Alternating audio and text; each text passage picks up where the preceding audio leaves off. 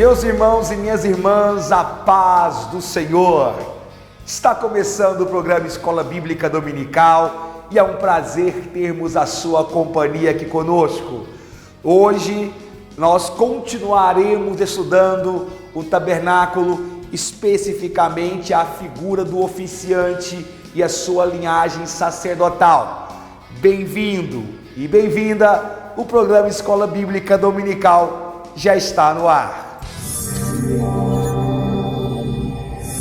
Antes de começarmos a dissertar sobre a aula de hoje, nós de antemão queremos pedir perdão aos irmãos pela garganta, pela voz que está saindo, não é? Estamos aqui gravando à noite, uma noite fria aqui no Triângulo Mineiro, mudança de temperatura, não é? Estamos aqui gravando a 16 graus nesse momento, com tendência a cair, e a garganta sente um pouco, ainda mais vindo do ofício de professor, o qual nós exercemos.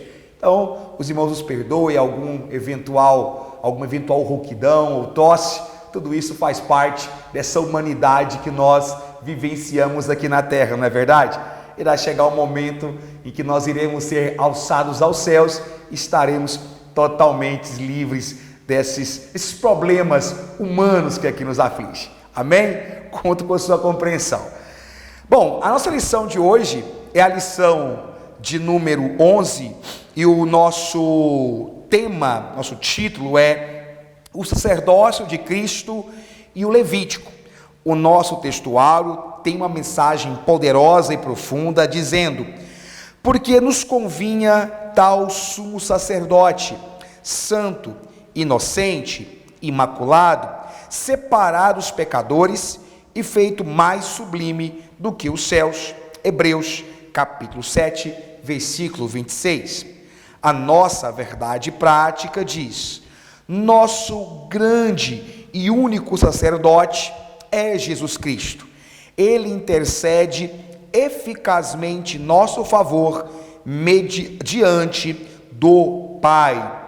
A nossa leitura bíblica em classe, mais uma vez, como está sendo praxe nesta revista, é uma coletânea de textos bíblicos. Êxodo capítulo 28, o versículo 1, Levítico capítulo 8, verso 22, Hebreus capítulo 7, do versículo 23 ao versículo 28, e 1 Pedro capítulo 2, versículo 9, leituras relevantes, extremamente importantes para que o nosso aluno tenha uma compreensão eficaz de nossa aula, e é sobre esses textos bíblicos e sobre essa temática que nós iremos agora meditar. E nós, hoje, como já antecipamos no preâmbulo da aula, iremos falar sobre o sacerdote e a sua linhagem, o seu ofício sacerdotal. Observe que nós estamos tentando trabalhar exaustivamente com o tabernáculo, não apenas a sua parte física, não apenas a sua parte estrutural, mas também os elementos divinos e humanos que o compunham, que faziam parte do santuário do Senhor. Até a lição de número 9, nós estudamos detalhadamente a arquitetura, a ornamentação e o mobiliário deste lugar. Hoje, depois na lição 10, nós falamos sobre o sistema de culto, os sacrifícios ou os sacrifícios que formavam a base da liturgia do culto hebreu. E finalmente hoje nós iremos conversar sobre os oficiantes, os trabalhadores, por que não dizer os funcionários do tabernáculo, aqueles que tinham como principal tarefa cuidar, zelar, limpar e oficiar, gerir o culto do tabernáculo, o culto do Senhor. E nós iremos falar sobre essa linhagem bem agora. E o nosso tópico 1 da revista traz exatamente a introdução a esta linhagem, O tópico 1 diz a escolha dos sacerdotes. Vamos a ele aqui então, o nosso primeiro tópico, a escolha. A escolha dos sacerdotes. Muito bem, sobre este tema é importante fazermos algumas considerações. O livro de Êxodo, no capítulo 28, que inclusive faz parte do texto de referência de nossa lição, ele fala sobre o chamado de Deus para uma família, para Arão, irmão de Moisés, e os seus 4 filhos, Nadab, Eliú, Tamar e Eleazar, o Itamar e Eleazar. Quando nós olhamos para a Bíblia Sagrada, nós entendemos que o chamado de Arão, ele não foi aleatório. Vejamos, quando o Senhor resolve escolher os sacerdotes que iriam trabalhar em sua casa, ele chama os homens da tribo de Levi. Na verdade, é bom destacar que esta chamada da tribo de Levi para ser trabalhadores na obra do Senhor, no santuário do Senhor, no tabernáculo, ela remonta antes, lá no Gênesis. Levi era o terceiro filho de Isaac, no caso, terceiro filho de Jacó, junto com Lia. E ele recebe, já no findar da vida de Jacó, uma dura profecia. Quando Jacó vai distribuir as bênçãos para os seus filhos, no livro de Gênesis, capítulo 49 em diante, você vai perceber que para Levi, ele deixa uma dura sentença. Leiamos: Simeão e Levi são irmãos, as suas espadas são instrumentos de violência. No seu secreto conselho, não entre minha alma, com sua congregação, minha glória não se ajunte, porque no seu furor mataram homens, e na sua teima arremataram bois, ou arrebataram bois.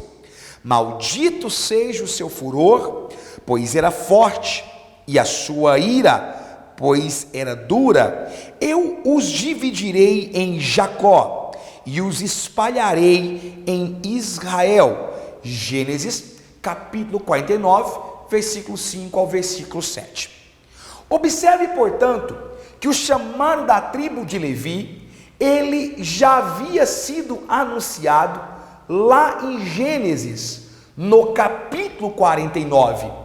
Em Gênesis 49, você percebe que a tribo de Levi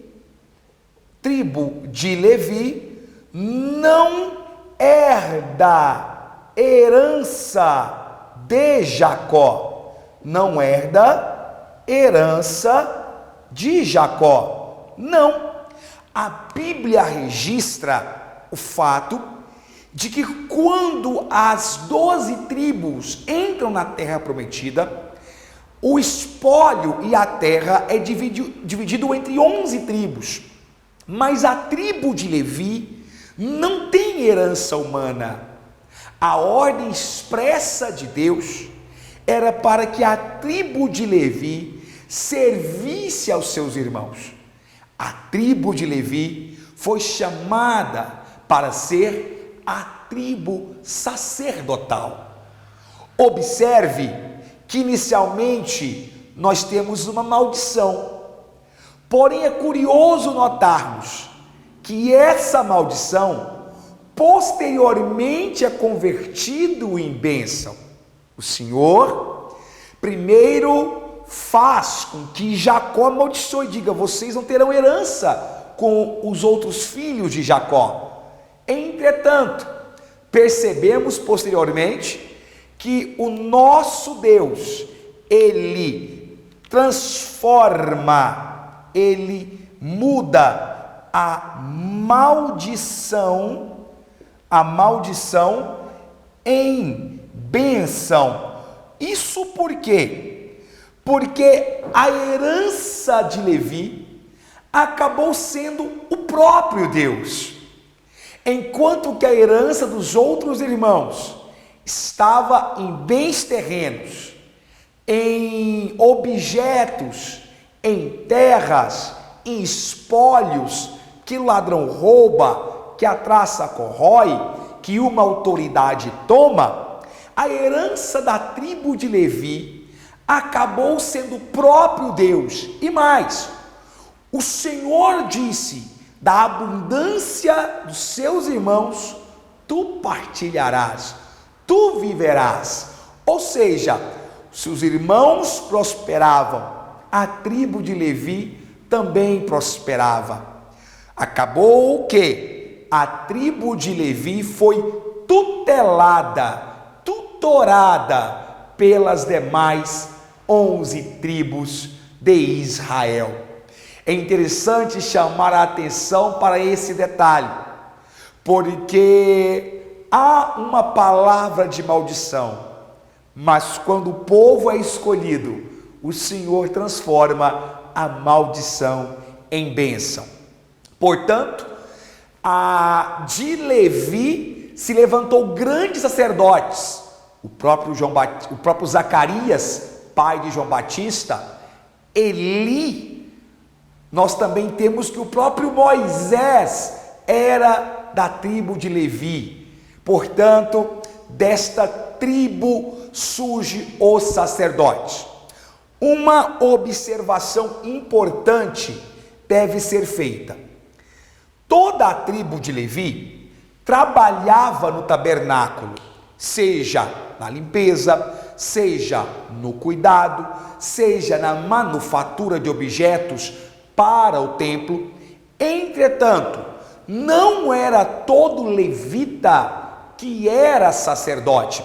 Eu gosto sempre de destacar a seguinte frase: todo sacerdote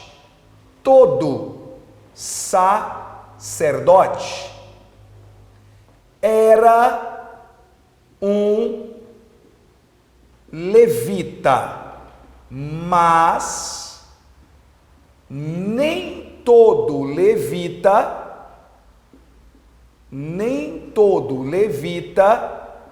era um sacerdote, ok? Isso é muito importante destacar, para não se dar a ideia de que era uma tribo toda de sacerdotes.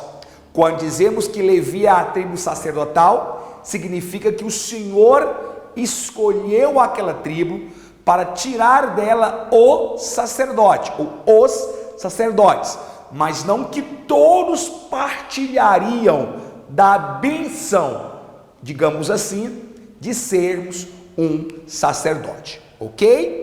Então, registre aí, professor, professora, os detalhes sobre a tribo de Levi, a sua vocação, o seu chamado e o seu desdobramento. Destaque que havia uma maldição sobre ela, de servir aos irmãos, mas o Senhor transformou em bênção. O nosso tópico 2 vai, neste momento, abordar sobre a vestimenta sacerdotal para o serviço. Okay? Eu vou abreviar aqui, tá, meus irmãos? Eu vou escrever apenas vestimenta sacerdotal, para que os irmãos entendam qual é o nosso tópico que nós iremos desdobrar agora, ok? Muito bem, amados, quando falamos sobre o sacerdote e as suas vestimentas, nós precisamos destacar dois momentos. Primeiro, a vestimenta usual do sacerdote comum, e na sequência, a vestimenta trajada pelo sumo sacerdote, ok? Vamos pensar por um momento na vestimenta comum, é o que nós vamos colocar aqui, ok? Ó, vestimenta comum. Tá? Qual era a vestimenta que o sacerdote utilizava? Basicamente, ela era composta de um calção ou uma roupa de baixo, digamos assim. Havia uma túnica, havia ainda essa túnica vinha sobre o seu calção, havia um cinto que amarrava essa túnica justo em sua cintura, e nós temos aqui a chamada mitra. Muito bem, a mitra era uma espécie de chapéu, lembra muito aqueles chapéus de chefes cozinheiros, não é? O pessoal que acompanha, que gosta de cozinha, conhece muito bem aquele chapéu de mestre Cuca. A mitra se parecia com alguns detalhes em relação a isso. Essa vestimenta era o traje comum do sacerdote. Toda ela, eu vou destacar aqui para os irmãos, todas essas vestimentas eram feitas em linho fino branco. Linho fino branco. Nós já conversamos sobre o linho aqui, quando dissertamos sobre o material que fazia as cortinas do tabernáculo. Você se lembra que nós ressaltamos duas coisas. O linho feito de fios entrelaçados apontava para a dupla natureza de Cristo, ou seja, humana e divina, e a cor branca aponta para a justiça e a moral de Deus. Aqui não é diferente. O linho fino que compunha a roupa cotidiana dos sacerdotes revelava que mesmo no dia a dia, mesmo no momento mais simples, o sacerdote era figura da moral e da justiça de Deus, trabalhando no seu tabernáculo. Muito bem, além da vestimenta comum, nós devemos também ressaltar a vestimenta do sumo sacerdote. Portanto, nós temos que olhar com mais carinho agora para a vestimenta do sumo sacerdote. Muito bem, havia alguns detalhes peculiares para o sacerdote. Havia algumas peças que somente ele possuía. Vamos destacar algumas aqui e entender a sua simbologia. A primeira peça que nós vamos destacar aqui é o chamado éfode, ok? Éfode era a primeira peça exclusiva do sumo sacerdote. O que era o éfode? O éfode, na verdade, era uma túnica que vinha sobre era um manto que vinha sobre a túnica. Era um manto azul com detalhes da cor carmesim e vermelha, e havia fios de ouros tracejados. Vamos colocar isso aqui. O éfode era um manto azul com detalhes em carmesim e púrpura, engastada com fios de ouro. Vejamos aqui alguns detalhes. O manto azul apontava para o fato de que a vocação sacerdotal ela vinha do céu. Lembre-se que nós conversamos também sobre a cor azul e que o azul aponta para aquilo que vem do céu, aquilo que é ordenado por Deus. Muitos professores, estudiosos da Bíblia dizem que o azul mostra no tabernáculo e agora no manto do sacerdote, no éfode, a encarnação de Cristo, o Verbo que se fez carne, veio a esta terra e habitou entre nós. O carmesim fala sobre o sacrifício, o sangue derramado, que na época de Moisés possibilitava expiação e em Cristo possibilitou a propiciação. E o púrpura fala sobre realeza, Deus como soberano, Deus como Senhor, Deus como aquele que rege tudo e todos. E finalmente, os fios de ouro estão apontando para o caráter imutável de Deus. Há 3 aulas atrás, nós conversamos aqui e apontamos para o fato de que o ouro é uma liga, é um metal que não importa a temperatura em que ele está, ele conserva as suas propriedades.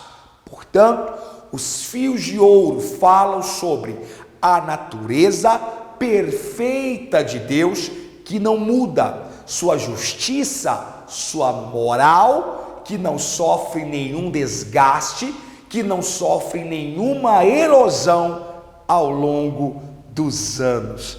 Glória a Deus por isso. E finalmente, além do éfode, nós também temos o peitoral.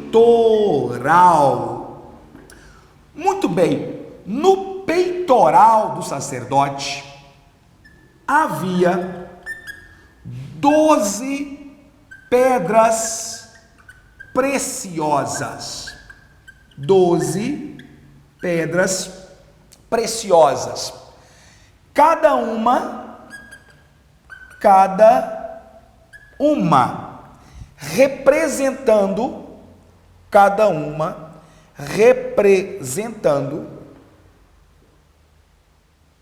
as 12 tribos de Israel. É interessante chamar a atenção para isso, porque não era a única peça que tinha esse caráter. Quando você olha para o éfode, sobre as ombreiras do sacerdote, as ombreiras, também havia 2 plaquetas, cada uma delas com 6 nomes de tribos. Então, 6 tribos à esquerda, 6 tribos à direita. Mas no peitoral, que era uma placa que ele punha sobre o peito, uma placa que ele colocava aqui, havia 12 pedras preciosas diferentes. Cada uma dessas pedras era aplicada a uma das 12 tribos de Israel: Rubens, Simeão, Levi, Isacar, Zebulon, Gade, Asser, Judá, Benjamim, Efraim, Manassés. Sobre essas 12 pedras carregava o nome dessas 12 tribos. E é curioso que a todo momento o Senhor transmitia um recado para Israel: eu não me esqueço de ti, eu zelo por ti, o meu culto é propício a vocês. Quando você observa tantos detalhes no sacerdote que chamava a atenção para Israel, as ombreiras com os nomes, o peitoral com os nomes, se você voltar lá na mesa dos pães da proposição e lembrar que eram 12 pães também, você vai perceber que Deus ama Israel com um profundo amor. Deus ama Israel e o carrega em sua lembrança. Não é à toa que carinhosamente O Senhor a chama, muitas vezes, de bichinho de Jacó, a menina dos olhos de Deus. Talvez esse seja um dos grandes motivos, se não o maior motivo, pelo qual precisamos tanto orar pela paz em Israel. Finalmente, nós também queremos destacar aqui para os irmãos, na roupa do sumo sacerdote, uma bolsa que estava escondida atrás do peitoral do sacerdote. Nesta bolsa que estava atrás, embutida no peitoral do sacerdote, havia duas pedras que nós chamamos de Urim e Tumim. Urim e Tumim eram duas pedras. A tradição diz que uma pedra era branca e a outra era preta, e Urim e Tumim significa respectivamente luz e perfeição. Luz e perfeição. Nós não temos uma ideia clara hoje do funcionamento dela. Na verdade, a palavra Urim e Tumim, ela aparece na Bíblia Sagrada apenas 7 vezes, e não há grandes detalhes da sua aplicação prática. Muito que nós conhecemos hoje sobre Urim e Tumim vem das Midrashes, vem da Midrash, vem das interpretações do Talmud e da tradição oral judaica que chega até nós. Provavelmente, essas pedras eram utilizadas para lançar sorte. Ao lançar sorte com essas pedras, o povo hebreu queria saber qual era a opinião, qual era a vontade de Deus sobre aquele recurso. Uma das aplicações do Urim e Tumim, provavelmente, embora a Bíblia não deixe isso expresso, mas provavelmente foi quando lançaram sorte sobre Acã, devido ao seu crime de ter roubado uma cunha de ouro, uma túnica babilônica, alguns itens, quando saquearam a cidade de Ai. O Urim e Tumim, diz a história, era lançado para saber qual era a vontade de Deus. O sacerdote a carregava no intuito de mostrar que ele era o porta-voz da palavra do Senhor. Quando você começa a estudar a tradição judaica, existe uma história que diz que uma das maneiras de saber qual era a vontade de Deus é que ao lançar as pedras, uma delas acendia.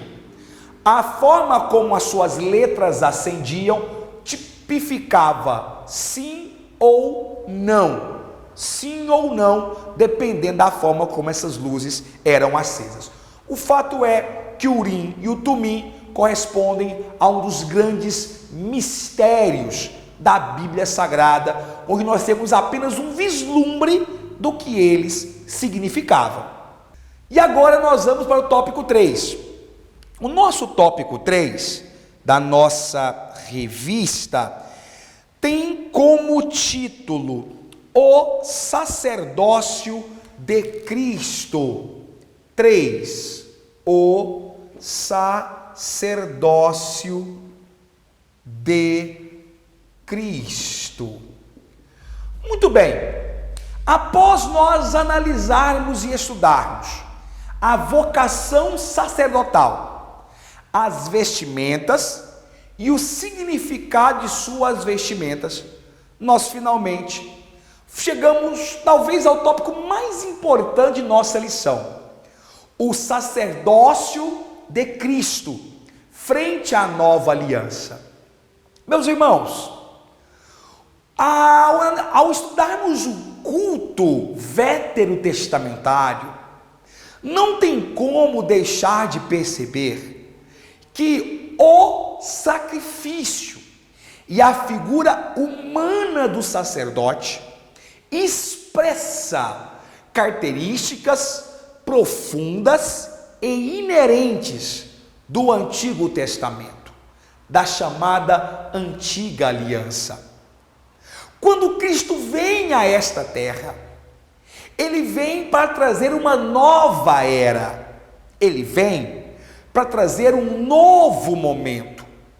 E nesse novo momento, não há mais motivos para se apegar às figuras gastas, erodidas do Antigo Testamento, da Antiga Aliança.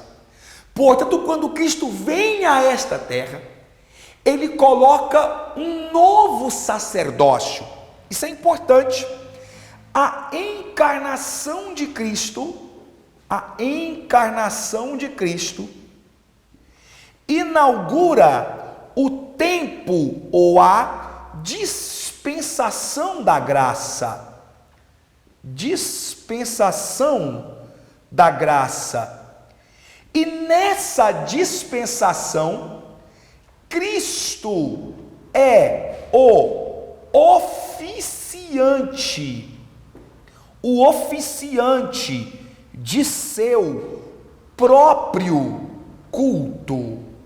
Cristo não precisa de uma figura humana para oferecer a ele um culto. Ele mesmo é sacerdote do seu próprio culto. A Epístola aos Hebreus traz isso muito claro quando faz uma distinção entre o sacerdócio levítico e o sacerdócio de Cristo, o sacerdócio aarônico e o sacerdócio divino de Jesus. Veja, quando vai se referir a Cristo, o escritor aos Hebreus, ao qual nós não temos certeza de sua autoria, se é Apolo, se é Paulo, isso não importa para nós também. O fato é que é um homem inspirado que escreveu provavelmente o livro mais culto do Novo Testamento. Quando esse escritor se refere ao sacerdócio de Cristo, ele diz que Cristo é sacerdote segundo a ordem de Melquisedeque. Quando olhamos para a figura de Melquisedeque, nós temos algumas coisas interessantes a destacar. Primeiro, porque a palavra Melquisedeque é uma junção de dois termos que significam rei e justiça. Portanto, quando se diz que Cristo é sacerdote, segundo a ordem de Melquisedeque, o que o autor queria deixar claro é que Cristo é o rei justo, ou é o rei da justiça. Portanto, Melquisedeque aponta para Cristo como sendo rei da justiça, ou rei justo. A Bíblia ainda registra o fato de que Melquisedeque era rei em Salém. É interessante que Salém vem de Shelem, é o antigo nome de Jerusalém. E Shelem é o radical da palavra Shalom, que significa paz. Portanto, veja bem, além de rei da justiça, ele também é rei da paz. Veja, o sacerdócio de Cristo é completo. Não é à toa que quando se cita Cristo, Isaías refere-se a ele de várias maneiras e diz que ele é o príncipe da paz, justiça está no seu nome. Veja que coisa interessante. Portanto, quando o escritor diz que Cristo é sacerdote, segundo a ordem de Melquisedeque, aponta para a natureza de Cristo como Rei da paz, Rei justo e Rei de justiça, ou Rei da justiça. Ainda podemos observar que havia a necessidade de um novo sacerdócio. Por quê? Porque veio uma nova dispensação e não se guarda vinho novo em odres velhos. Podemos afirmar com certeza absoluta que quando Cristo é instituído sacerdote, junto com ele vem a perfeição do ato. Observe, falamos que Melquisedeque tinha todos esses significados que aqui foram expressos, mas lembre-se, ele também era rei. E Cristo, e é bom destacar isto aqui, foi o único que assumiu o duplo papel quando se torna sacerdote. Cristo, ele é rei e sacerdote. Sabemos que pela legislação hebraica isso não era possível. Um rei não podia sacrificar, um rei não podia oficiar no templo, mas Cristo, além de rei, ele é sacerdote. Por isso que mais uma vez Hebreus o compara a Melquisedeque. E para finalizar a aula, a pergunta que respondemos é: por que havia a necessidade de um novo sacerdócio? Por que havia a necessidade de uma nova aliança? Fato: o sacerdócio levítico havia fracassado na tentativa de reatar a comunhão do homem com Deus. Eles não conseguiram. Os sacerdotes falharam nesta missão dura, árdua. Não havia comunhão de verdade com Deus.